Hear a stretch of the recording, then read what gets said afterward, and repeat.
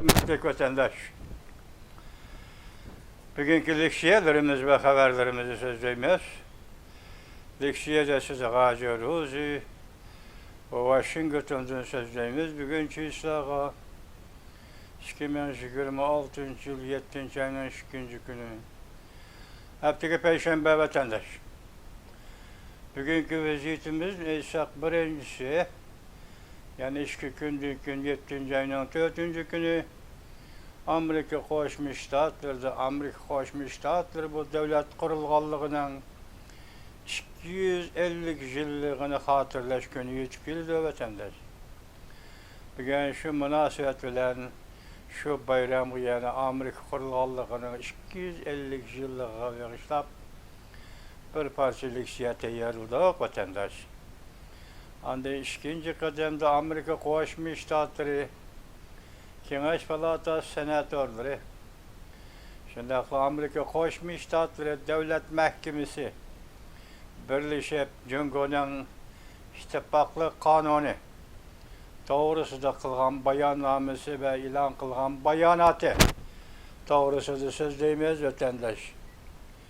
Yani bu bayanat resmi devlet şekillik bayanat emas, yani ahırkı manzuresini, yaki kayni manzuresini turuş şeklinde ilan kılınan bayanat. Bu bir gap, ondan ikinci bir gap, bu hem de nazuk gap bu oturuğa çıktı. Bunun aldığınki görünüşü, aldığınki katar ötüp ketken vakalar nemiydi desiniz. Jungo Kuomintangı, yani Tayvan'daki Jungo Kuomintangı'nın reisiliği Jungo'nun 4. ayının 7. günü Jungo kuruluklarını ziyaret kılıp Xi Jinping bilen görüşkenligi. Bu doğru olan nimenisinin bir söhbetleşti matbuatga tolak bir narsa çıkmadı vatandaş. İkinci bulup Cumhurbaşkanı Kuomintang Partisi'nin rehberi bu hanımın 6. ayının 1. günden başlap Amerika'da 15 gün ziyarette bolganlığı. Biz tarzda karşı elinmedi dedik. Hatta Amerika matbuatları bu ayal Beijing'e vekillik kılırken dedi vatandaş. Şunakma onun kaynıdırla Jungo Kuomintangı'nın azıqı növbetki leşinde hükümet ve parlamenta kanun çıkarış parlamentinin başlığı Hango'yu Amerika'nı ziyaret kıldı 19. günüden başlayıp 6. ayına vatandaş. Bu doğrudu mu? Onun en yukarı Amerika'daki faaliyeti birisi Avam Palatası'nın başlığı Mike Johnson efendi bilen görüşkenligi. Demek bununla muşu yol geçildi andın. Sabah parlament başlığı Nancy Pelosi hanım bilen görüşkenliği. Demek bu yani bu yol, bu siyasi yol hangi için uçuk oldu diyen gel. Onun işleri, onun Amerika'daki faaliyetleri galiba kıldı diyen gel. Bugün endişelerle söz edilen bir abzas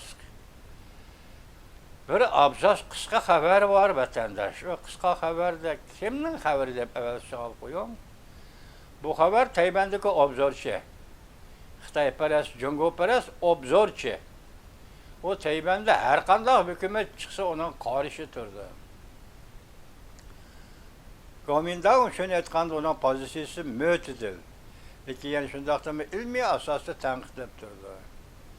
Ama Demokrat Terakkiat Partisi leçinde hükümeti o karşı, Sayın'ın hükümeti o karşı, şuna karşı olup gelgen adam.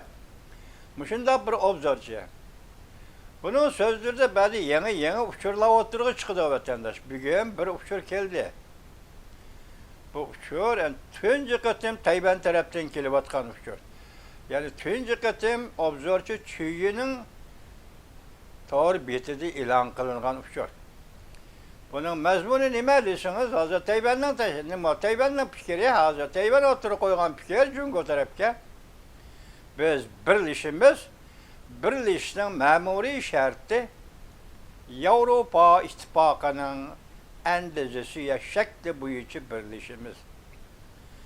Demek bunun manisi vatandaş, devlet mi devlet? Lakin Cunhua İmperiyası deyimiz mi, Cunhua Mingo deyimiz mi, yakı Cunhua Avrupa İttifakı deyenler Cunhua İttifakı deyimiz mi? Bunun da qat'i nazar biz Yevropa İttifaqı şeklinde birleşimiz degan gapni o'tirib qo'yibdi vatandaş. Bu endi muşu siz biz uçuruşup kelayotgan vaqt jadvalidagi o'tib ketgan ve aldığımızda kelgan barliq voqealarga taqqos qilsangiz bu ishni bir yangi ish bu endi yangi gap deymiz buni vatandaş. Çünkü Tayvanlikdan ağızdan şu gap chiqqan bo'lsa bir yangi ish. Yangi gap deymiz buni. Demokratiya Taraqqiyot Partiyasining ağızdan chiqdi bu gap deymiz. Ayni chog'da Tayvanda tunji qatam demokratik islohot elib berib va tunji qatam prezidentlik tuzumini yo'lga qo'yib etilgan Tayvan. Erkin demokratik tizimga o'tgan Tayvanda birinchi qatam prezident bo'lib saylangan marhum prezident Li Zhenghui ayni chog'da yani şu 90-yillar atrofida bo'lsa kerak vaqt jihatdan aytganda Tayvanning tashabbusi degan bir kitobni e'lon qilgan edi. Uni avval yapon tilida yozib, Yaponiyada e'lon qilib, keyin Xitoy tiliga tarjima qilgan ekan. Lekin bizning qo'limizda yo'q vatandash. Matbuotda shunda tanishtirildi Tayvanning tashabbusi edi. Tayvanning tashabbusida Li Zhenghui Jungoni 7 bo'lakka parchalash. Yoki Jungo hukmronligidan qilib ozod qilib 7 davlat qurish degan masalani o'tirib qo'ygan edi. Bugun endi tunji qatam hozir shuyining og'zidan angldim. Bu taklifni kim qo'ydi? Tayvanda zodi qanday siyosiy odam bu taklifni o'tirib qo'ydi anglayolmadi meni vatandoshim. Mening shu anglayolmadim degan gapimga bir izohat beray. Men mana anglayman deb besbir tursam uning yeni tug'an ikkinchi bir xabarning mavzusi darhol ko'zga yo'qolib ketadi vatandoshim. Shuni ola avar bo'lib, ana ichib a xabarni yo'q deb o'tmaydi deb ko'pini anglayolmaydi ekanman. Buning uchun meni kechiringlar. Men anglayolmadim, lekin hozir Tayvanning ikki qatam birinchisi prezident Li Zhenghui nomida yozilgan kitob Tayvanning tashabbusi Jungoni 7 davlatga parchalash. Bugun ikkinchi bo'lib Tayvanning tashabbusi deyilmisimi?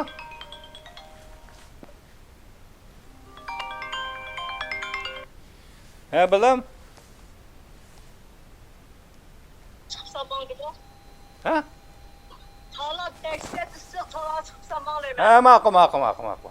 Ekisi tala. Ma'qul. Bak.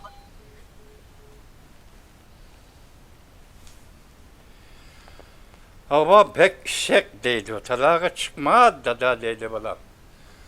Rahmet balamga. Cuma vatandaşlar deyimiz yok. En ahırda Tayvanning şu tashabbusi deyildi hozircha. Shunda o'tirib qo'yilgan bo'lsa, Yevropa ittifoqi shakli.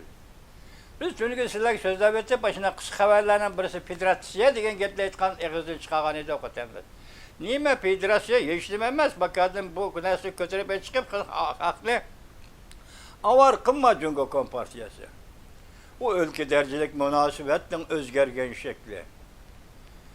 Abdunum rayon derecesiga yetmaydigan o'lkilik munosabat, o'lka darajalik munosabat federatsiya degan. Vaqmaydi dedik. Uning aks tarafida yana birisi mesela konfederatsiya. Konfederatsiya bu davlatlar ittifoqi. Davlat qurish degan gap. Konfederatsiyasi davlat qurib, ana lekin federatsiyalikdagi birlik, hokimiyat yoki ma'muriyat shaklida mavjud bo'lib turish deganlikdir.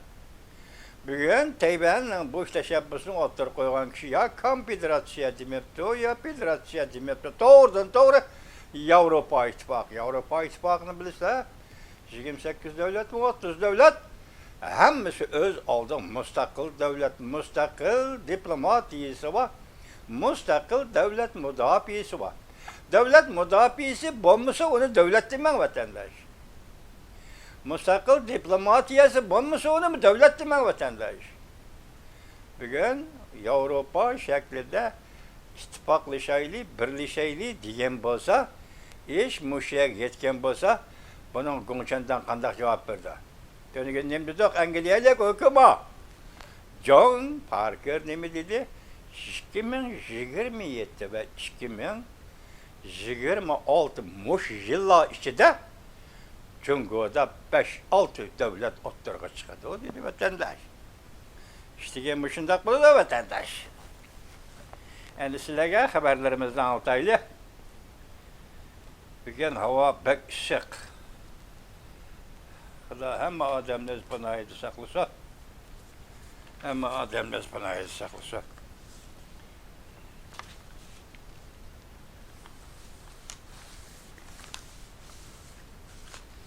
Nerede koydum ben bunu vatandaşa?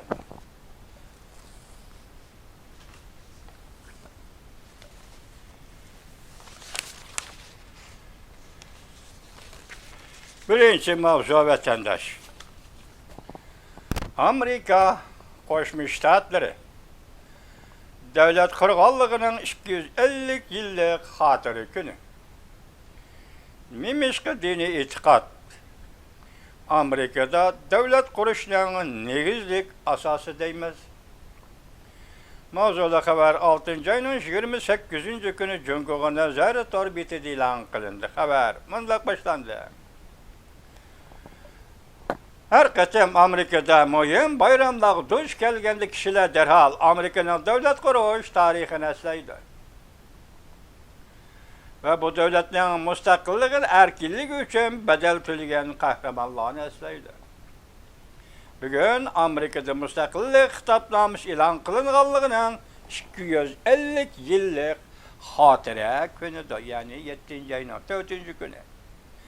Amerika bu müstakillik gününü tebriklash, xotirlash bilan birga davlat qurg'uchi doila ve qahramonlarni xotirlab, ya'ni shu kishilarni samiga selib shundoq deydiki, erkinlik quruqdan quruq yetib kelmaydi. Lekin erkinlik ve demokratiya qonun bilan davlat boshqarishni boshqa yana Amerika davlat qurgan, uning taraqqiyotini yaratgan yana muhim bir omil bor. Bu omil ko'p hollarda sal qaralidir.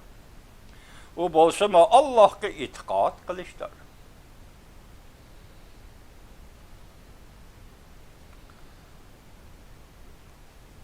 Allah e'tiqod qilishdir. Mening tazimish nuqtada xabarim yo'qkan qanday shaklda Allah e'tiqod qildi. Injilni o'qibdim bu musobatandash. Bu diniy e'tiqod Amerikada mustaqillik urushini ma'naviy kuch bilan ta'minladi. Ve Amerika'da yeni bir devlet kuruşni ve siyasi tüzüm yaratışni ahlak normalları bilen kalıplaştırdı ve asasını saldı. Amerika izchillarda fırsat makan edip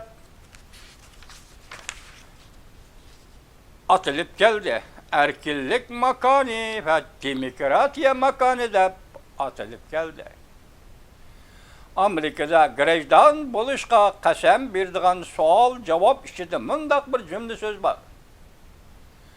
Xudoning nazaridagi davlat, ya'ni Amerika Qo'shma Shtatlari Xudoning nazaridagi davlat deydigan bir jumla so'z bor. Buning ahamiyati intayin muhim. Amerikada e'lon qilingan mustaqillik xitobnomasi davlat qurish aqidalari kirgizilgan. Amerika'nın Angliyadan ayrılıp müstakil bolğanlığı bir meydan siyasi inqilab bolup qalmasdan. Şundaqla bu aqida Xudoga e'tiqod qilish ustiga qurilgan aqidadir. Mustaqillik xitobnomasining 2 abzasida mundaq yozildi: odamlar tug'ilish bilan barobardir. Ularga yaratquchi tarafidan başkalar tartib alalmaydigan huquqlar berilgan. Cümleden bunun içinde hayatlık huquqi, erkinlik huquqi ve bəxt qo'llashish huquqi qatorliq huquqlar berilgan. Belki mustaqillik xitobnomasining eng oxirida mustaqillik xitobnomasini yozuvchi Tom Jefferson mundaq degan edi: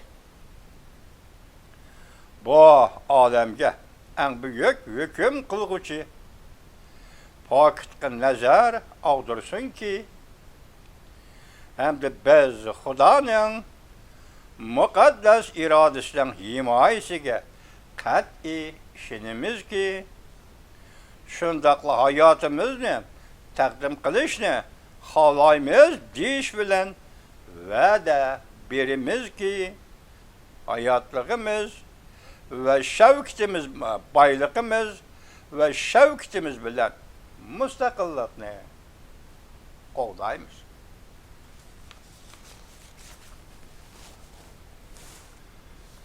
Müstakillik uruşu devrdeki yüz bergen möcizeler küçük mavzu. Amerika'da müstakillik uruşu edip berilayotganda iki qatim gayri ve möcizelik vaka yüz berdi. Nurgulagan kişiler bu vakani Xudanın urullaştırışı dep tarifleşti. 1776 yılı 8. ayda Continental Armiya, yani Xitay tilida bu Dalujun deyildiken, Continental Armiya, New York'ta Angliya armiyası tarafından qıstavğa kirib qaladi.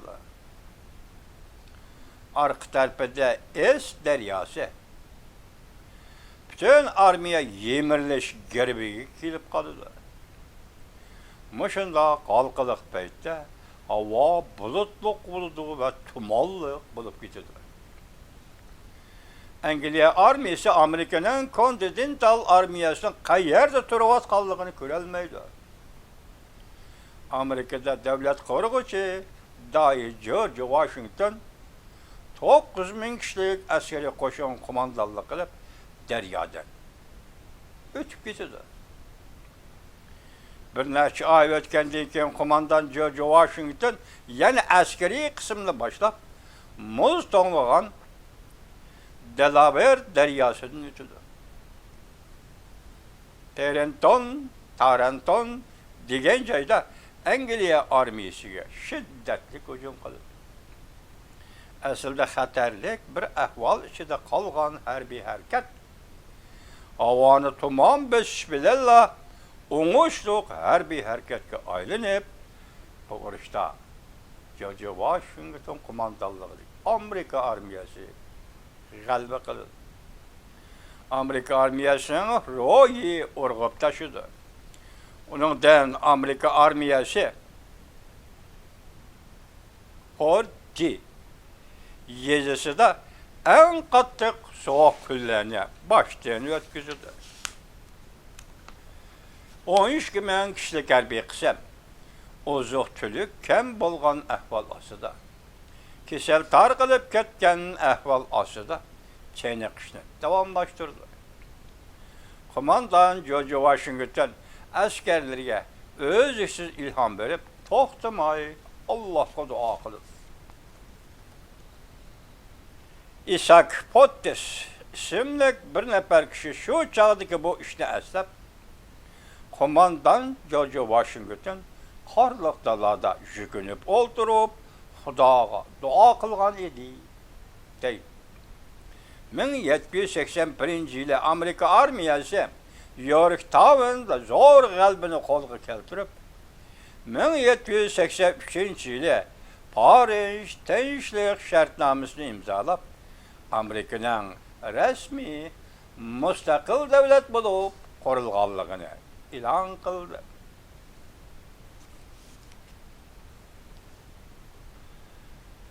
Angliyaning hukmronligini oldirgandan keyin Amerika o'zining davlat tuzumini barpo qilishga kirishdi. George Washington har qaysi shtat boshliqlariga xat yozib, "Sizlarni Xudo saqlasin" dedi.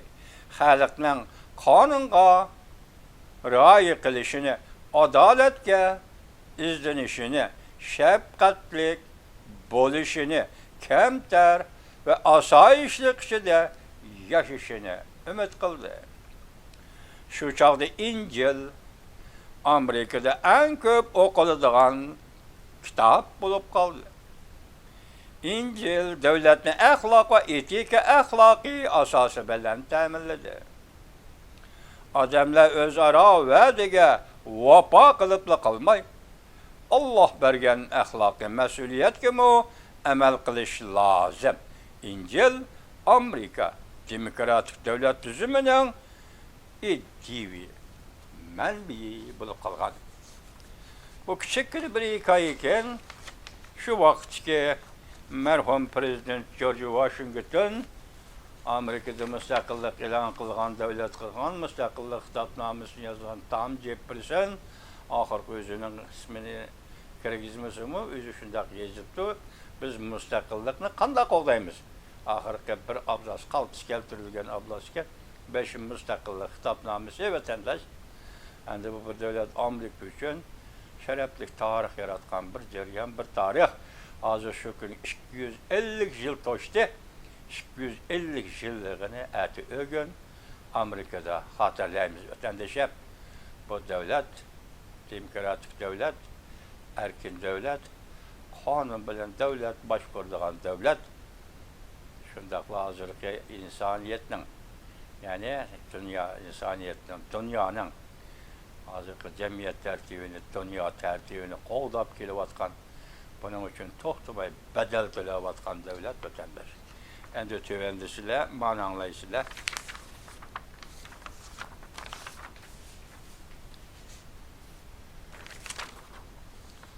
Amerika, hadi bu.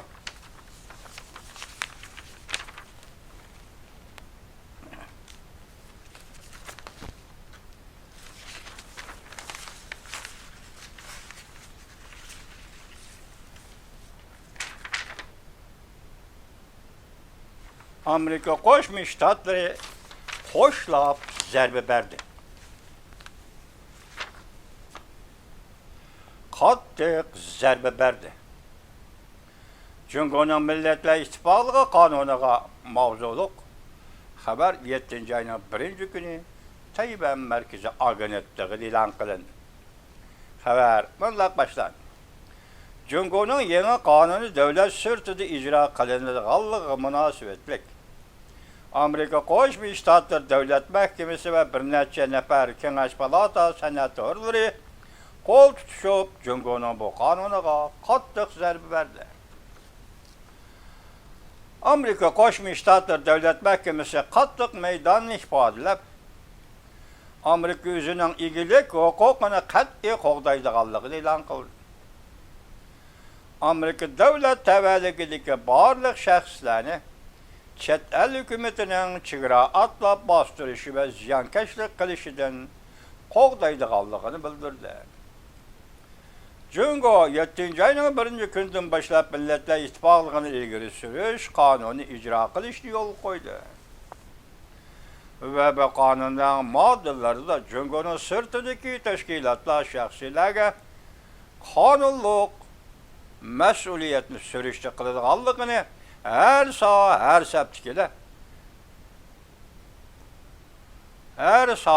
septikele chegara atlab bostirishni qonunlashtirmoqchi deb tanqid qilishdi. Bu to'g'rida Amerika Qo'shma Shtatlar Davlat Mahkamasining bir nafar bayonotchisi orqa ko'rinishni tushuntirish shaklida javob qaytarganligini asoslab Tayvan markaziy agentligi bunday ko'rsatdi. Meselesi var, bu kanun, yani Jungoning Millatlar Ittifoqi qonun. Devlet sirtidagi shaxslarga organlar bir keng majburiyatni zo'rlab tanladi. Jungoning siyosiy tartiblarini majburiy yo'lga qo'ydi. Ular buni qabul qilish kerak. Bunday bo'lmaydi ekan, doiralarning o'ch elishiga uchraydi. Amerika Qo'shma Shtatlar Davlat Mahkamasining bayonotchisi Ilhat bayonotida bunday ko'rsatdi. Amerika Qo'shma Shtatlar egilik huquqni mutlaq qo'llaydi. Amerika davlat ishidagi shaxslarni popozga uchrashdan, parakanda qilinishdan, ziyonkashlikka uchrashdan majburlash va ovozining o'chirilishidan va chet el davlatlari siyosiy hokimiyatining chegaradan olqib taxlataruz qilishidan qo'g'daydi. Amerika Qo'shma Shtatlar Davlat Majlisi Kengash palatasi birlashma bayonot e'lon qilib, Beijingning qonun tuzib boshqa davlatlarning egilik huquqini ojizlashtirishga uringanligini qattiq tanqid qildi. O'xshashli bir vaqtda bir necha nafar senator birinchi kuni birlashma bayonot e'lon qilib, bayonotda Beijingning bu qonunni qalaymi ishlatganligini qattiq tanqid qildi. Bayonotda bunday ko'rsatildi, bu qonunda Beijingga cheksiz huquq berildi. Mushu orqali ayblash huquqi berildi. Beijingning ekspluatatsiyasiga qarshi sado qaytarganlarga popozi ishlatish huquqi berildi va boshqa davlatlarning egilik huquqini ojizlashtirishga urindi. Hozir qonun to'g'risi ketyapti. Xitoyning qonuni tasvirlayapti. Senatorlar bunday ta'kidladi. Senatorlar bunday ta'kidladi. Bu qonun fuqarolarni Jungoning ideologiyasiga bo'ysundirishga majburlamoqchi bo'ldi.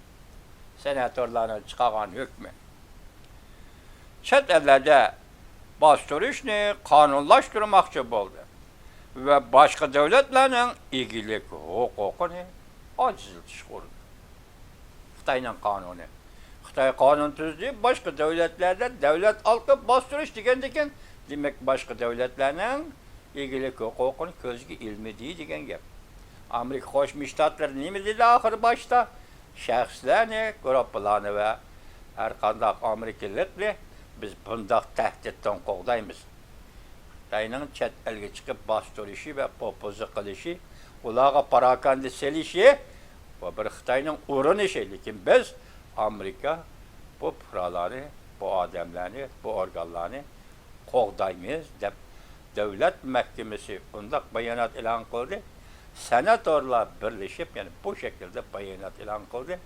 Bu ishga javob Jungo Kompartiyasining yaqinda yo'lga qo'ygan 3-oyning 12-kun tuzib tarqatgan va 7-oyning 1-kunidan boshlab ijro qilishni yo'lga qo'ygan Millatlar Ittifoqiga qonuni to'g'risida Amerika Qo'shma Shtatlarining qaytargan inkosi vatandoshi.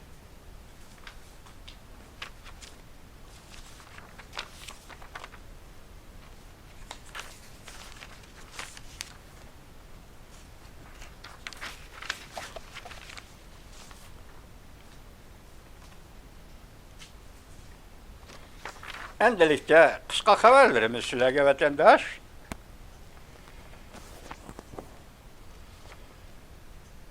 Uruş, yani kısa haber. Uruş oti yetip geldi. Xi Jinping devlet maşinesini tertipselep uruşqa tayyorlik qildi.